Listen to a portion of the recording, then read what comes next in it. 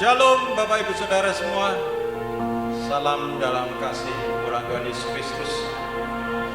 Mari dengan kondisi apapun yang boleh terjadi dalam kehidupan kita, kita tetap mengandalkan Tuhan di dalam setiap segi kehidupan kita. Puji nama Tuhan.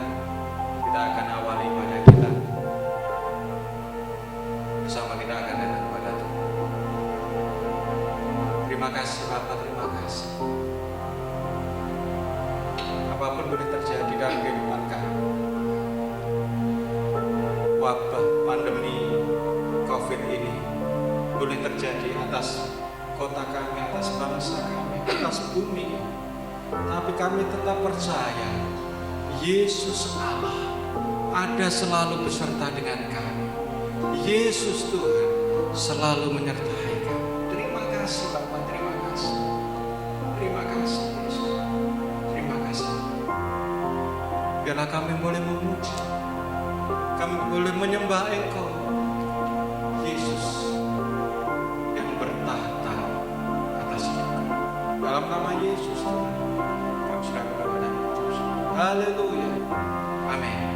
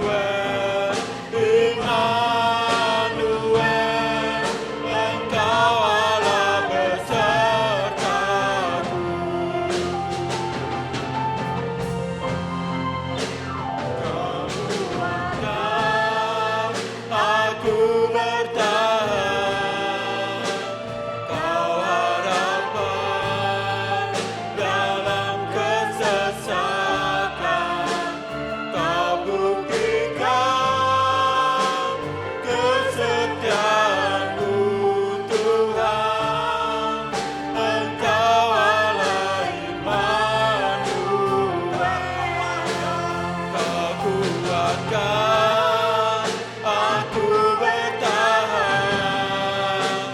Kau harapan dalam kesesakan, kau buktikan kesetiaan-Mu Tuhan. Engkau Allah Immanuel, Engkau Allah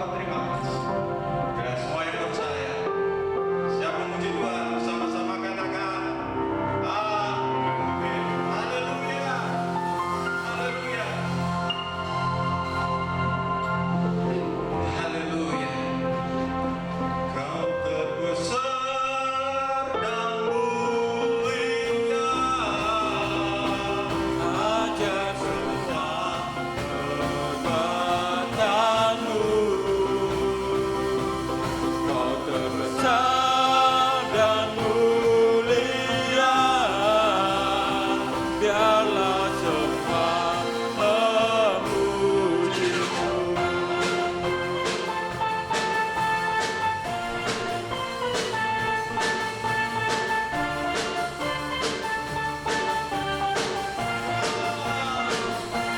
Senang hati aku memuji, senang jiwaku bernyanyi, karena Roh-Mu ada dalamku, Tuhan.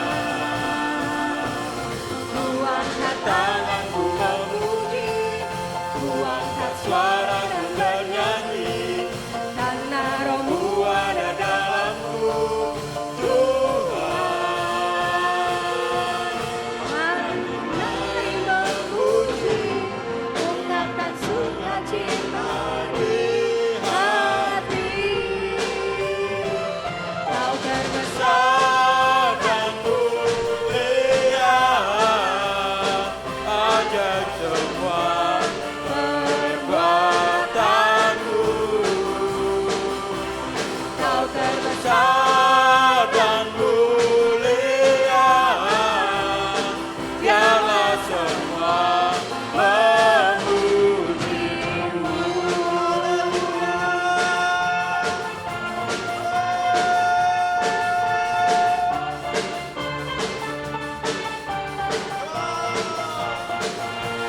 Senang hati aku memuji, senang jiwaku bernyanyi, karena Roh-Mu ada dalamku, Tuhan. Ku angkat tanganku memuji, ku angkat suaraku bernyanyi, karena Roh-Mu ada dalamku, Tuhan. mari memuji, ungkapkan Sukacita di hati, Kau terbesar dan mulia, ajaib semua perbuatanmu. Kau terbesar Besar dan mulia, biarlah semua memuji-Mu.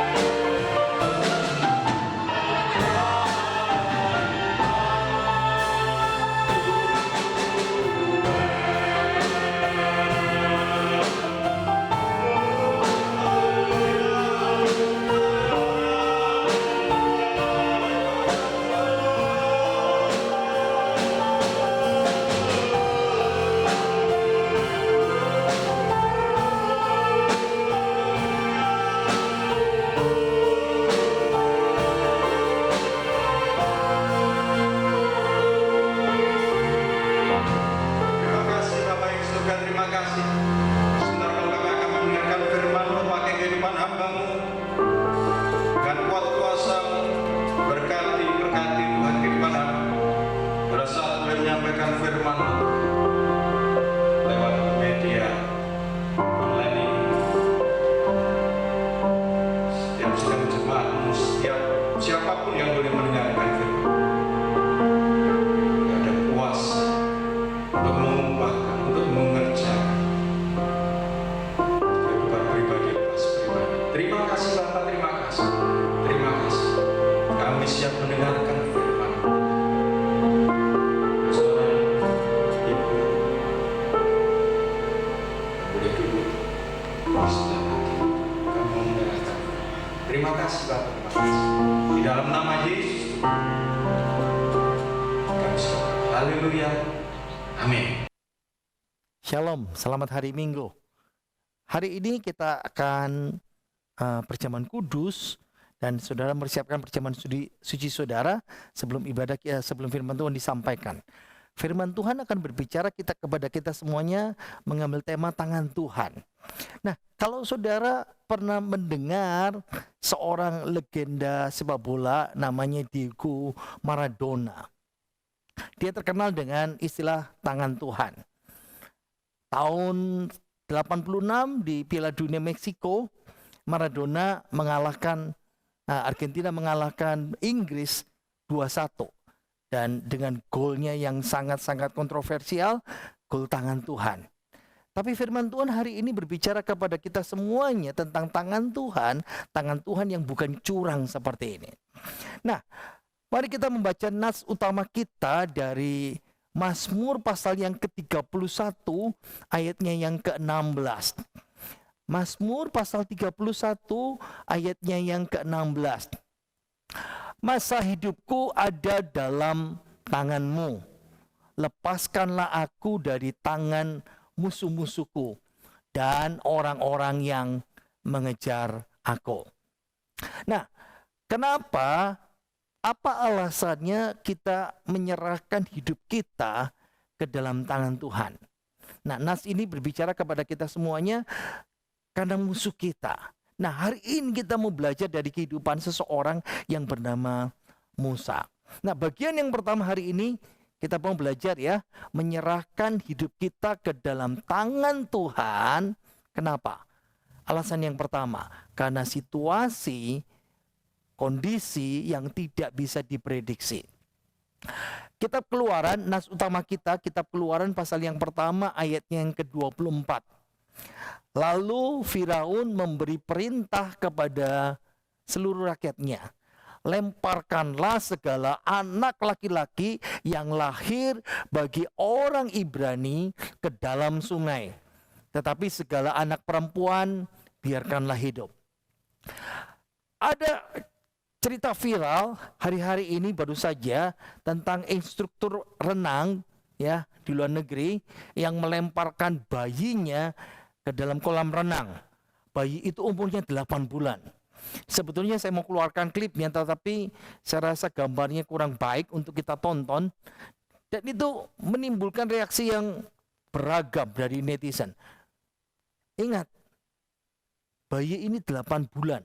Tapi bayi ini dilatih untuk berenang.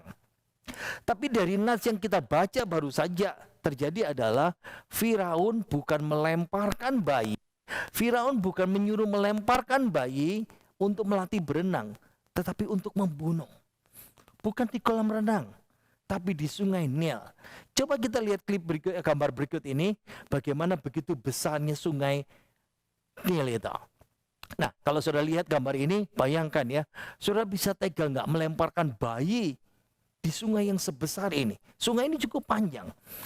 Sungai ini cukup deras melintasi beberapa negara, dan mulai dari Afrika Tengah dan sampai ke Mesir.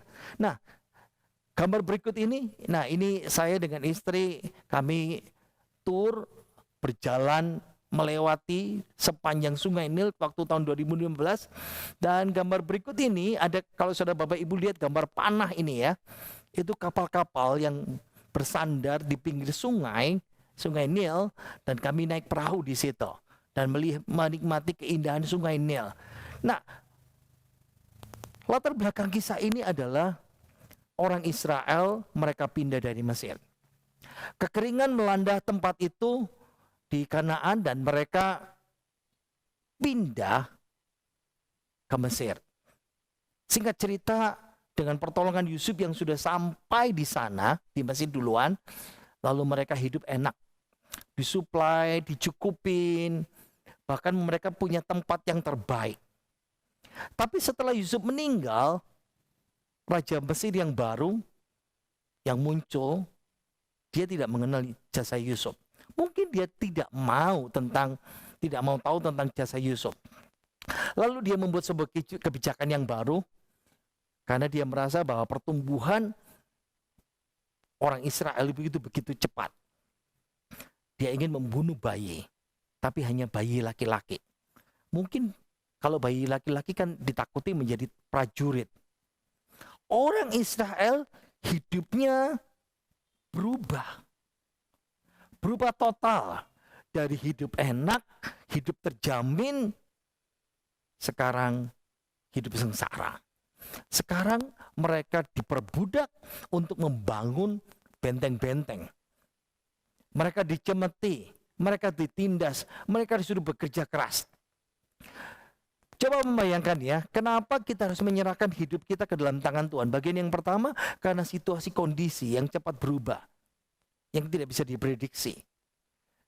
Pernah enggak kita memikirkan situasi politik dan ekonomi Indonesia yang terus bergerak, dan ini mengingatkan kita hari ini, situasi hari ini juga sama. Kita belajar mempercayai Tuhan, kita belajar menyerahkan hidup kita sepenuhnya kepada Tuhan daripada manusia. Kenapa? Karena Tuhan itu tidak pernah berubah. Kalau kita sedikit mengingat ya, saya belum lahir tahun 65. Situasi yang cukup berat di Indonesia. Tahun 98. Ingat krisis moneter, ingat reformasi terjadi tahun 98. Ada banyak perubahan terjadi di Indonesia. Nah, situasi 2020 ini yang sekarang kita jalanin. Who knows? Siapa yang tahu? Siapa yang bisa meramalkan? Mungkin saudara sedang meramalkan bahwa saya mau tahun 2020 ini, mungkin akhir tahun lalu ya, saudara merencanakan saya akan berhenti bekerja, saya akan memulai usaha baru, atau saudara mau merencanakan untuk pindah pekerjaan, saudara merencanakan untuk mencicil kredit kendaraan, saudara sudah hitung-hitungan tahun lalu dengan tepat, sudah tahu hitungannya pasti ada sisanya. Tapi kenyataannya situasi berubah. Mungkin tahun lalu saudara menabung banyak. Saudara mau pergi ke luar negeri, mau pergi berjalan-jalan. Situasi siapa yang bisa memprediksi? Kenyataannya kita gagal. Kita nggak bisa pergi. Sebagian usaha yang sudah diprediksi pasti maju di tahun ini. Banyak orang banting setir, jual online. Siapa tahu lagi. Situasi yang berat seperti ini, orang jualan sepeda laku keras. Situasi, kondisi begitu cepat berubah. Kita kembali lagi kepada nats kita. Bayangkan di situasi di masa Musa lahir. Sebelumnya orang kalau punya anak laki-laki lebih dibanggakan daripada anak perempuan. Tapi sekarang situasinya keluarga yang punya anak laki-laki tertekan. Karena kemungkinan akan kehilangan anak kesayangan mereka. Ancaman buat kehidupan mereka. Ancaman karena ketidakadilan. Ancaman karena mengalami diskriminasi. Hidup dalam kemiskinan. Kerja keras tapi tidak menghasilkan apa-apa. Ada banyak tantangan situasi yang tidak pasti, situasi sekarang ini. Yang harus kita hadapi. Yang banyak umat Tuhan sedang hadapi. Sebab itu firman Tuhan berkata kepada kita. Serahkan hidup kita ke tangan Tuhan. Karena situasi yang tidak pasti. Bagian yang kedua, kenapa kita harus menyerahkan hidup kita ke dalam tangan Allah? Karena keterbatasan manusia, karena keterbatasan kita. Ayo kita baca ya, ayat yang kedua dan ayat yang ketiga dari Keluaran pasal 2. Keluaran pasal 2, ayat 2 dan 3. Lalu mengandunglah ia dan melahirkan seorang anak laki-laki. Ketika dilihatnya bahwa anak itu cantik, disembunyikanlah 3 bulan namanya, tetapi ia tidak dapat menyembunyikannya lebih lama lagi. Sebab itu diambilnya sebuah peti pandan, dipakalnya dengan gala-gala dan ter, diletakkannya bayi itu di dalamnya dan ditaruhnya peti itu di tengah-tengah teberau di tepi sungai Nil. Di sini kisah hidup Musa diceritakan, dimulai berawal. Saya itu sedikit membayangkan semua ibu karena situasi kondisi yang berubah. Dari pertama mengharapkan bayi laki-laki. Saya rasa semua keluarga Israel mengharapkan ketika istrinya hamil, pasti mengharapkan anak perempuan. Tapi ingat ya, zaman dulu itu tidak ada program seperti sekarang. Tidak ada program bayi tabung. Tidak ada program ini pasti bisa jadi bayi laki-laki, ini bisa jadi bayi perempuan. Ingat, ini kisah hidup 3.500 tahun yang lalu. Pasrah. Apapun yang Tuhan kasih. Bahasa Jawanya sakwalase. Apa kata Tuhan? Ingat ya, anak itu karunia Tuhan, anak itu pemberian. Dan kisah ini diceritakan ketika melahirkan. Wow, anaknya laki. Pasti ketakutan. Saya membayangkan anak itu mungkin tidak diberi nama atau sudah dikasih nama. Saya nggak tahu, nanti kita tanya di sorga ya. Karena nama Musa itu nama pemberian dari orang tua angkatnya. Nah, dalam kisah ini diceritakan bahwa Musa disembunyikan oleh orang tuanya. Kenapa? Karena Firaun memberikan perintah bahwa setiap bayi laki-laki dari keluarga Israel harus dibunuh. Dan prajurit-prajurit Mesir melaksanakan keputusan sang raja, melaksanakan keputusan sang Firaun. Itu sebabnya mereka tahu cepat atau lambat bayi ini akan ditemukan. Mereka hanya bisa bertahan menjaga bayi ini selama 3 bulan. Dan tiba saatnya mereka harus menyerahkan bayi itu, mempercayakan anak itu ke dalam tangan Allah yang luar biasa. Saya mau bicara satu hal dari penerapan yang kita bisa perhatikan hari ini. Bahwa hidup kita ini kadang-kadang tidak ada pilihan. Sama sekali tidak punya pilihan. Karena kita terbatas pilihan kita. Sama seperti bayi orang tua Musa, Amram dan Yokebed. Mereka ingin punya anak cewek. Tapi mereka tidak punya pilihan. Ingin punya anak untuk hidup. Tapi mereka nggak punya pilihan. Anak itu harus dihanyutkan ke dalam sungai Nil yang menakutkan itu. Karena ancaman itu begitu nyata. Kadang-kadang kita merasa bahwa Allah memilihkan jalan hidup yang terbatas, yang sulit, yang harus kita jalani dalam kehidupan kita. Ingat satu hal yang pasti. Tangan Allah itu hadir di tengah keterbatasan itu. Membelit kehidupan saudara dan saya. Ada satu kisah seorang hamba Tuhan yang bernama Bower, Pastor Bower ya. Saya kasih nama Pastor Bower, itu nama aslinya. Dia seorang hamba Tuhan yang bertubuh besar, kekar, kuat. Dia aktif dalam pelayanan, dia berkhotbah juga. Tapi dia masih bekerja dunia dengan membangun gedung-gedung, khususnya gedung-gedung gereja. Suatu ketika dia ingin memindahkan sebuah tiang baja, dan tiang itu berat sekali, 150 kilo. Nah, dia merasa bahwa tubuhnya itu dia kuat, karena di badannya besar.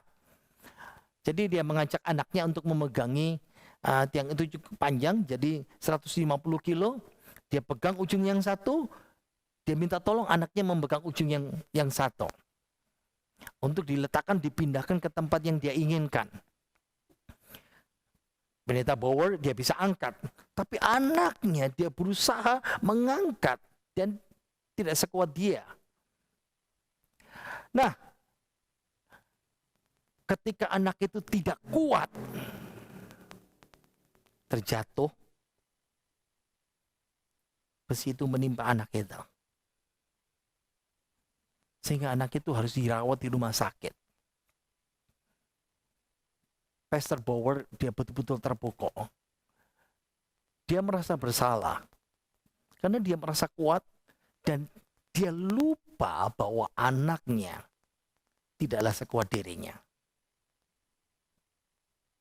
Tapi satu hal yang saya mau katakan dengan pasti, Bapa Surgawi kita tidak akan pernah lupa titik-titik lemah kita. Bapa Surgawi paham sekali. Dia tahu, kata Mazmur, Bapa, dia tahu siapa kita. Dia ingat bahwa kita ini debu. Dan itu sebabnya, kalau saudara dan saya hari-hari ini sedang berbeban berat, tetaplah tenang. Ingatlah bahwa Tuhan Yesus tidak pernah memberikan beban, tidak pernah membiarkan kesulitan melebihi kekuatan yang dapat kita tanggung. Tangannya itu bisa menyelamatkan dengan caranya. Bagian yang ketiga, kenapa kita harus menyerahkan hidup kita di tangan Allah? Ingat ya, bagian yang ketiga, tuh tangannya itu memakai yang biasa sebagai alatnya. Nah, Keluaran pasal 2 ayat 4 dan ayat yang kelima. Kakaknya perempuan berdiri di tempat yang agak jauh untuk melihat apakah yang akan terjadi dengan dia. Maka datanglah putri Firaun untuk mandi di sungai Nil. Sedang dayang-dayangnya berjalan-jalan di tepi sungai Nil, lalu terlihat olehnya peti yang di tengah-tengah teberau itu. Maka disuruhnya hambanya perempuan untuk mengambilnya. Ingat, Tuhan bisa berikan hikmat yang luar biasa. Saya sedikit memikirkan seperti ini ya. Bayangkan, siapa yang menjaga bayi Musa? Miriam kakaknya. Bersama dengan Tuhan, hal yang mustahil itu bisa terjadi. Musa ditaruh di satu keranjang. Dikatakan keranjang pandan. Saudara, keranjang itu umum. Umum sekali dipakai. Mungkin jadi keranjang tempat perkakas kecil, tidak terlalu penting. Mungkin bisa jadi keranjang sampah. Tapi dengan di tangan Tuhan, keranjang sampah bisa jadi keranjang kepercayaan yang menjaga bayi. Sungai Nil. Sungai Nil itu sungai kematian buat bayi Israel. Sungai Nil itu dianggap sebagai sungai kematian. Tapi sungai itu bisa Tuhan rubah menjadi sungai peluang.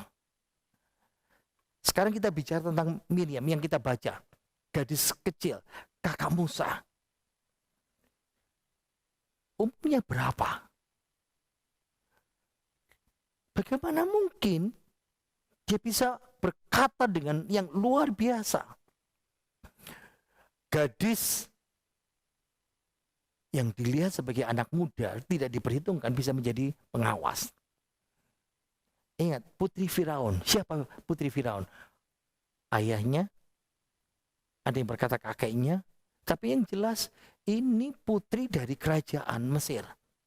Kerajaan Mesir memerintahkan bayi Israel untuk dibunuh. Tapi putri musuh bisa Tuhan pakai sebagai penyelamat. Sebagai pendukung, sebagai penolong yang terbesar. Bahkan waktu pun, waktu diatur oleh Tuhan. Bayangkan,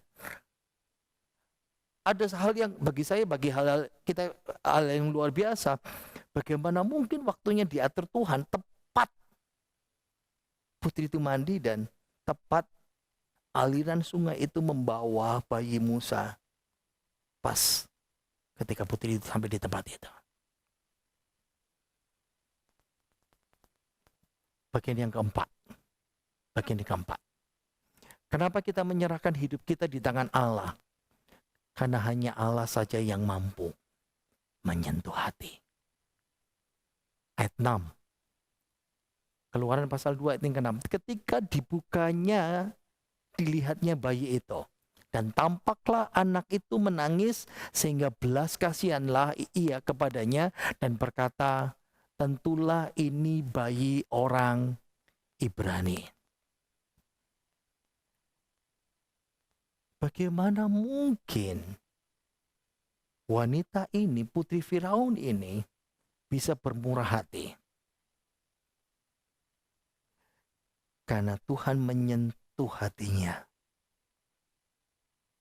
Ketika Tuhan menyentuh hati seseorang, semuanya jadi berubah. Saya memikirkan ketika saya melayani, seringkali pergi bepergian naik pesawat ya. 2-3 kali naik pesawat, satu pesawat dengan keluarga atau ibu yang bawa bayi.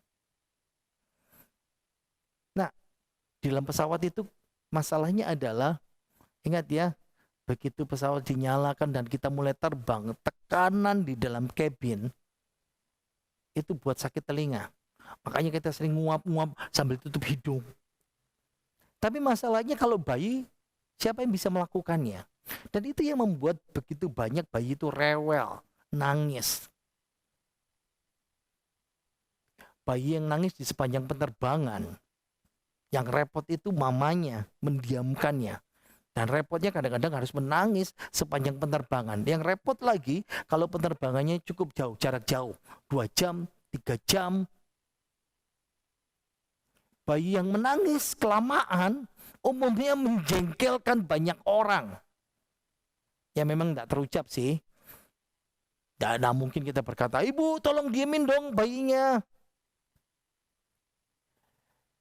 Tapi tangisan Musa ini, ingat ya, Musa seorang diri, bahasa Jawanya kintir, hanyut, terguncang-guncang. Tangisan yang menjengkelkan buat sebagian orang, itu bisa menjadi musik yang merdu di hati seseorang. Kenapa? Tangan Tuhan bisa menggerakkan orang. Saat kita meminta belas kasihan Tuhan Yesus, musuh pun bisa diubah, digerakkan hatinya oleh Tuhan.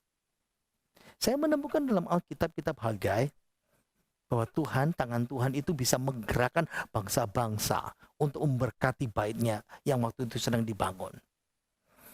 Ketika kita menemukan perkenanan Allah dalam kehidupan kita, kita pun bahkan bisa menemukan kemurahan Allah, bahkan melalui musuh-musuh kita. Saya mendengar banyak kesaksian dari teman-teman hamba Tuhan. Kesaksian yang luar biasa. Saya juga mendengar kesaksian jemaat juga ya. Bagaimana di masa-masa yang sukar seperti ini, sulit seperti ini, Allah bisa menggerakkan siapapun. Banyak orang dalam kesulitan keuangan. Ada lagi kesaksian, Pak, saya dapat berkat dari orang yang tidak tahu dikenal. Pak, saya dapat transferan dari seseorang.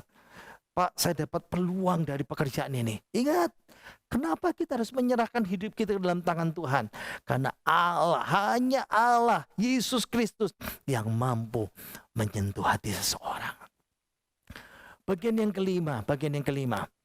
Kenapa kita harus menyerahkan hidup kita ke tangan Allah? Karena Allah itu mampu memberikan hikmat bagi yang sederhana. Karena Allah mampu memberikan hikmat bagi yang sederhana. Keluaran pasal 2 ayat yang ke-7. Saya bacakan.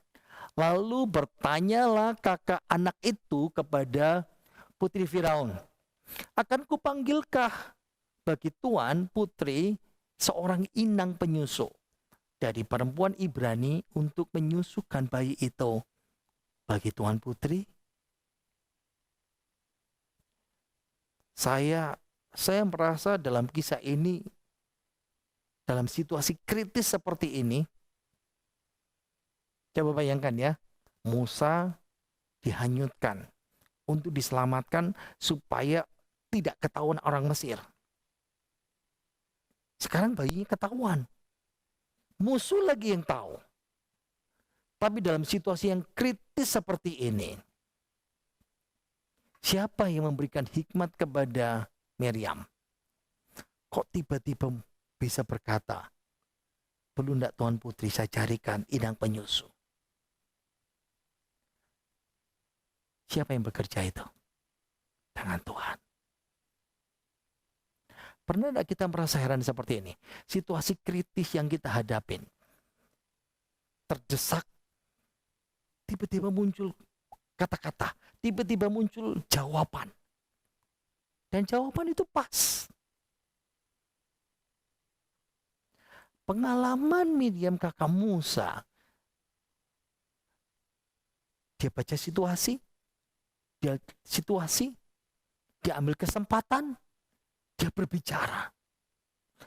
Kalau dia seorang wanita yang terdidik, wanita yang punya pendidikan tinggi, kita maklum. Tapi ini anak-anak kecil, masih polos. Alkitab berkata kepada kita, ingat ya, hikmat, kesempatan, jawaban, itu dari tangan Tuhan. Tidak bisa diragukan lagi. Allah itu sang sutradara dalam kehidupan kita. Di dalam kehidupan, sepanjang kehidupan perjalanan kita, Allah bekerja di dalam segala sesuatu untuk mendatangkan kebaikan bagi orang yang mengasihi Dia, yang dipanggil sesuai dengan rencana Allah. Ingat ya, Allah yang maha tahu itu. Tahu sebelumnya bahwa bayi Musa akan diputuskan orang tuanya, akan dihanyutkan di sungai. Karena itu tangan Allah itu yang mengatur waktu putri datang. Bayi Musa tepat tiba di sana. Allah yang membuka jalan. Allah yang mengatur. Wow. Dan tibalah kesempatan satu titik. Miriam dengan kata-kata hikmat, dia bisa mengatakan perkataan itu. Kadang-kadang kita berkata bahwa Jehovah Jireh, Tuhan menyediakan. Jangan berpikir bahwa Tuhan hanya menyediakan hal-hal keuangan kita. Tidak. Tuhan itu menyediakan hikmat juga. Bahkan di situasi yang terjepit seperti ini. Ingat, satu hal yang harus saudara pahami dalam kehidupan kita. Allah itu luar biasa. Allah itu luar biasa dalam kehidupan kita. Mari kita membaca nats kita dari Yakobus pasal 1 ayat yang kelima. Tetapi apabila di antara kamu ada yang kekurangan hikmat, hendaklah ia memintanya kepada Allah yang memberikan kepada semua orang dengan murah hati dan dengan tidak membangkit-bangkit. Maka hal itu akan diberikan kepadanya. Ingat, Allah bisa memberikan Miriam, gadis kecil itu hikmat. Hari ini pun Allah juga bisa memberikan saudara hikmat. Bagian yang keenam, bagian yang terakhir. Kenapa kita menyerahkan hidup kita ke dalam tangan Allah? Bagian yang keenam, karena Allah dapat membalik keadaan. Ayat 8, ayat 9, dan ayat 10 dari Keluaran pasal 2. Mari kita baca bersama-sama. Keluaran pasal 2, ayat 8, 9, dan 10. Sahut putri Firaun kepadanya, baiklah. Lalu pergilah gadis itu memanggil ibu bayi itu. Maka berkatalah putri Firaun kepada ibu itu, bawalah bayi ini dan susukanlah dia bagiku. maka aku akan memberi upah kepadamu. Kemudian perempuan itu mengambil bayi itu dan menyusuinya. Ketika anak itu telah besar, dibawanyalah kepada putri Firaun yang mengangkatnya menjadi anaknya. Dan menamainya Musa. Sebab katanya, karena aku telah menariknya dari air. Ingat ya, kenapa kita menyerahkan hidup kita ke dalam tangan Tuhan? Karena Tuhan itu yang terakhir bisa membalikkan keadaan. Dalam kisah ini yang baru saja kita baca, putri Firaun menyambut boleh, dan ketika mama kandungnya dipanggil, mama kandung Musa, yang penuh air mata melepaskan Musa dalam keranjang itu dan menghanyutkannya di sungai Nil, itu yang dipanggil. Umum pada waktu itu 3.500 tahun yang lalu, kisah ini kira-kira 3.500 tahun yang lalu, sampai beberapa puluh tahun yang lalu, orang kaya bangsawan seringkali mengupai seorang, membayar supaya menjadi indang penyusu, mama penyusu, ibu penyusu untuk bayinya. Bukan orang bayi, bukan ibu kandung tentu saja ya, wanita lain yang biasanya sedang menyusui juga anak. Nah pertanyaannya, mama kandungnya yang khawatir itu yang dipanggil. Dan sekarang dipanggil untuk membesarkan anak ini, membiayai, memberikan susu buat anak ini bertumbuh. Saya rasa semua ibu pasti ingin membesarkan anak bayinya. Tapi dia dibayar. Wow. Mau dibayar? Ibu-ibu pasti berkata, enggak usah dibayar, saya pasti besarkan anak ini. Dia besarkan anak ini sekarang bahkan dibayar juga. Sebelumnya orang tua Musa, ya, Amran dan Yokebed punya 3 masalah besar. Yang pertama keamanan. Karena mereka tidak punya rasa aman, takut bayinya dibunuh, takut kalau mereka ketahuan menyimpan bayi mereka juga dibunuh. Itu ketakutan yang pertama. Masalah besar yang kedua adalah kemiskinan. Mereka ditindas, mereka jadi budak, mereka diskriminasi, mereka mengalami masa-masa yang kekurangan. Masalah besar yang ketiga yang mereka hadapi adalah pemeliharaan bayi. Bagaimana saya membesarkan bayi saya dalam ancaman yang seperti ini? Karena aturannya tegas, bayi laki-laki harus mati. Sekarang pertanyaannya, masalah besar itu masalah besar enggak sekarang? Enggak. Kenapa? Karena tangan Tuhan mampu membalikkan keadaan. Apa yang saudara perlukan dari Tuhan Yesus untuk membalikkan situasi kehidupan saudara hari-hari ini? Saya mau tutup dengan satu kisah. Ada seorang hamba Tuhan yang hidup kira-kira abad ke-16. Namanya John Branch. John Branch ini adalah seorang pendukung reformasi gereja pada abad ke-16. Ya, reformasi itu mengguncang gereja Katolik. Ya, dan kerajaan yang berkuasa pada waktu itu.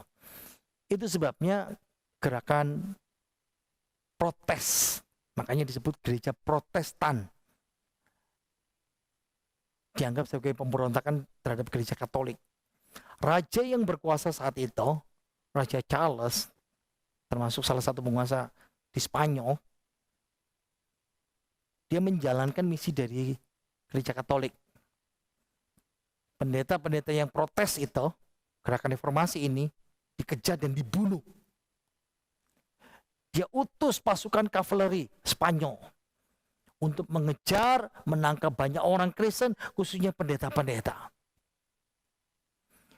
Dan John Branch, dia tahu kisah ini, bahwa Raja Spanyol sedang mengutus tentara dan sedang on the way, sedang dalam perjalanan ke tempat dia tinggal, karena dia tahu tinggal di situ.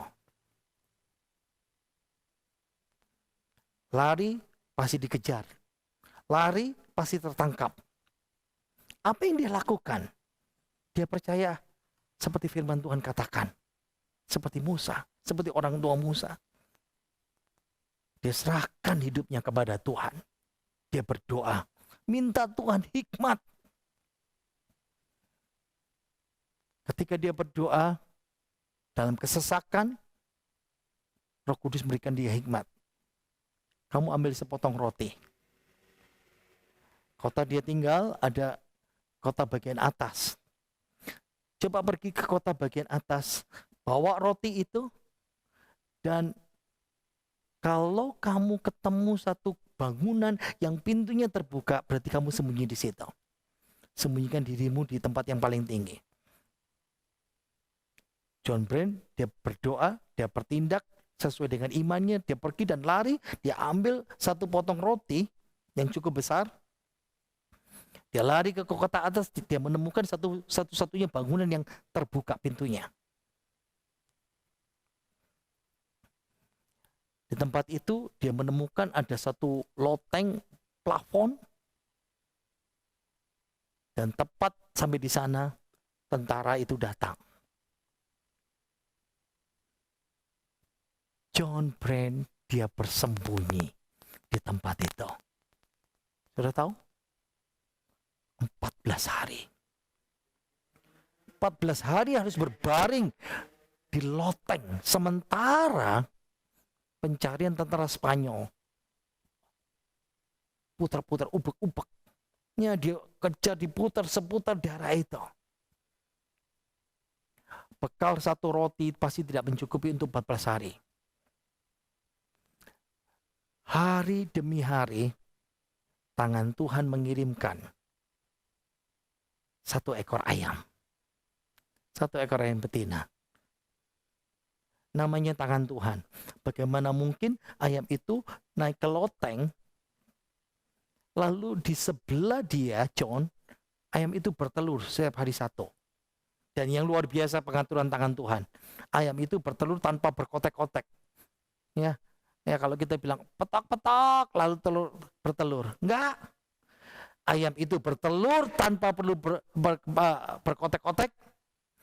Kalau ayam itu berkotek-kotek maka persembunyiannya terbongkar.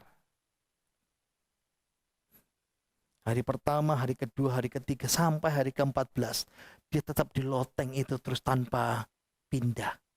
Dan Tuhan kirimkan ayam itu setiap hari untuk bertelur.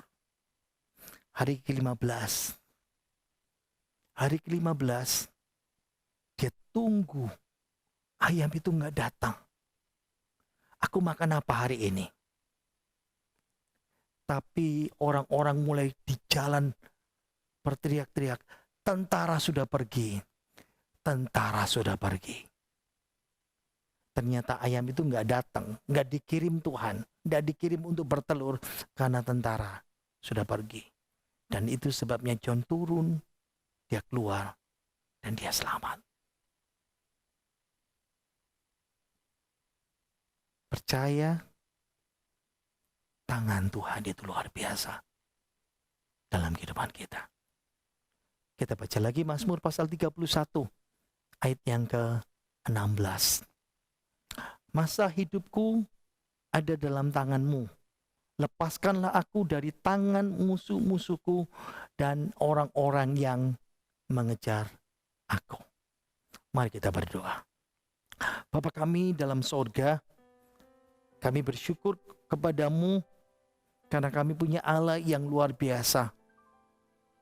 Allah yang turun tangan di dalam kehidupan kami. Walaupun situasi tidak menguntungkan, berubah, tapi tangan-Mu menolong dan bekerja dalam kehidupan kami.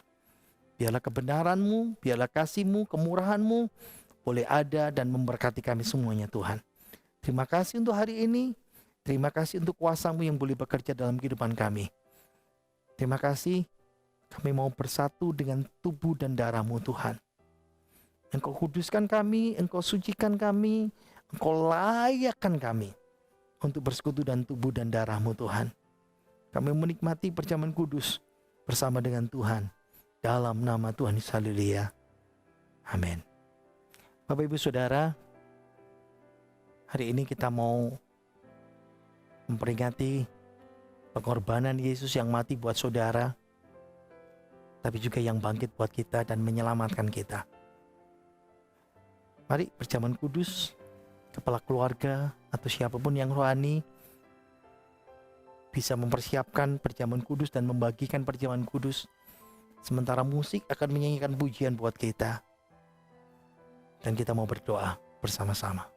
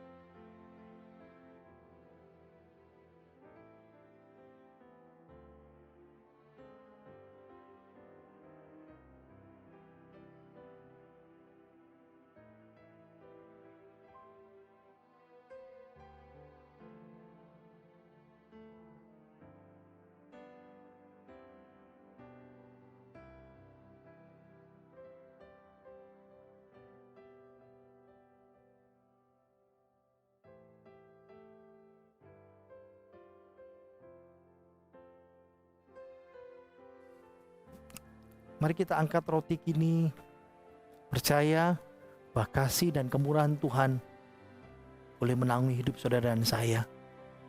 Angkat roti ini tinggi di atas kepala kita. Inilah tubuh Yesus yang sudah mati dan menebus dosa kita. Dengarkan firman Tuhan. Sebab apa yang telah kuteruskan kepadamu telah aku terima dari Tuhan, yaitu bahwa Tuhan Yesus pada malam waktu ia diserahkan mengambil roti, dan sesudah itu ia mengucap syukur atasnya, ia memecah-mecahkannya dan berkata, inilah tubuhku yang diserahkan bagi kamu. Perbuatlah ini menjadi peringatan akan aku. Bukankah roti yang kita ucapkan syukur di dalamnya ini, inilah persekutuan dalam tubuhnya Kristus? Katakan haleluya, amin. Dalam nama Tuhan Yesus. Dalam nama Tuhan Yesus, kita mau makan bersama-sama dalam nama Yesus.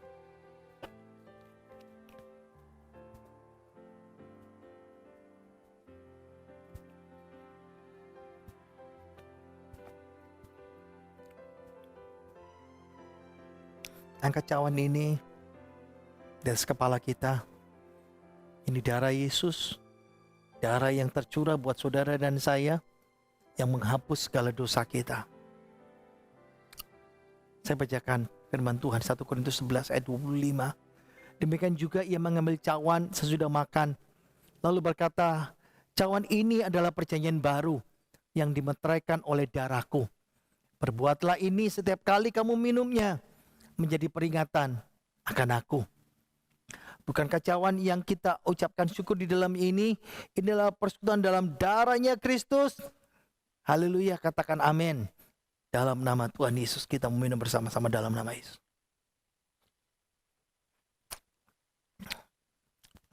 Kita mau buka tangan kita. Terima kasih Tuhan,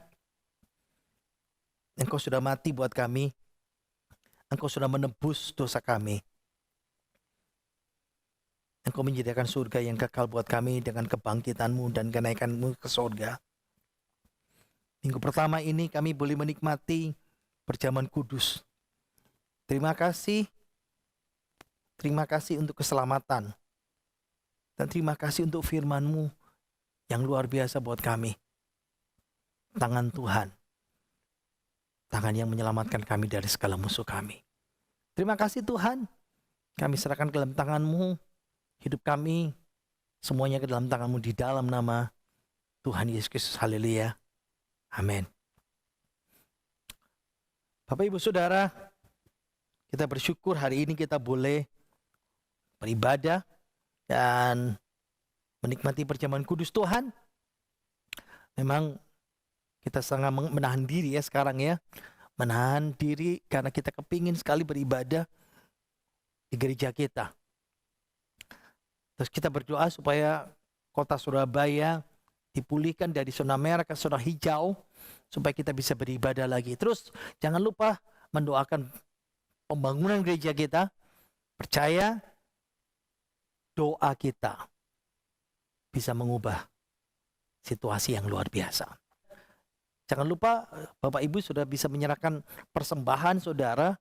Kalau menginginkan persembahan kepada untuk gereja, di nomor rekening BCA nomor 064 23 36868 atas nama GBT Jemaat Kristus Hayat.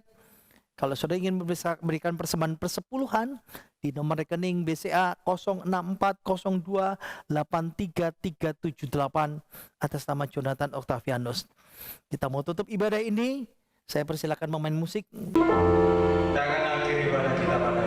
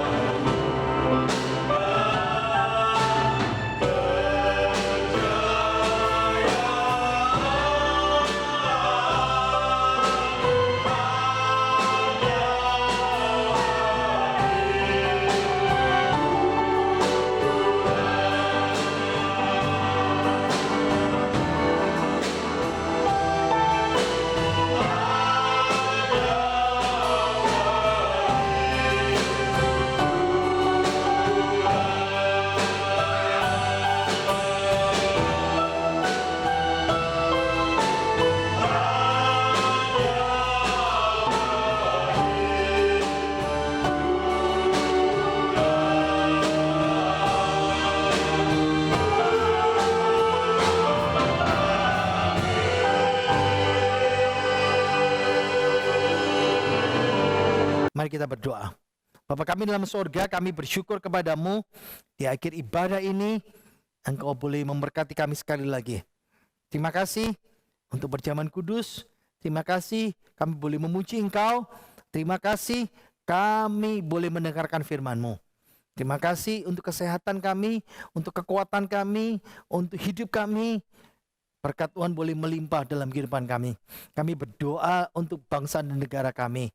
Supaya Tuhan pulihkan negeri kami, pulihkan dari corona, pulihkan dunia ini dari corona juga Tuhan. Pulihkan Tuhan untuk bangsa Indonesia Tuhan. pulihkan untuk kesehatan kami, pulihkan ekonomi kami dan berkati kehidupan kami. Kami berdoa juga untuk pembangunan gereja kami. Kiranya Tuhan boleh bekerja, apapun yang terjadi kami percaya Tuhan sanggup mengadakan, baik dananya, baik izinnya, baik semuanya, Tuhan bekerja dalam kehidupan kami. Mari kita buka tangan kita. Kita mau terima berkat dari Tuhan kita, Yesus Kristus sendiri. Diberkatilah hai kaum pria, diberkatilah kaum wanita, diberkatilah suami istri, diberkatilah pemuda-pemudi, diberkatilah rumah tangga kita dengan damai sejahtera melimpah. Diberkatilah segala usaha, pekerjaan, toko, karya dan proyek kita. Diberkatilah kesehatan kita, diberkati anak cucu menantu kita. Diberkatilah hidup kita mulai hari ini dan sampai selama-lamanya. Kiranya berkat dari Bapa, Putra, Roh Kudus berkati hidup saudara dan saya mulai hari ini dan sampai selama-lamanya. Dalam nama Tuhan Yesus Kristus, dan kita semua yang percaya berkata, amin. Selamat hari Minggu. Tuhan Yesus memberkati kita semuanya.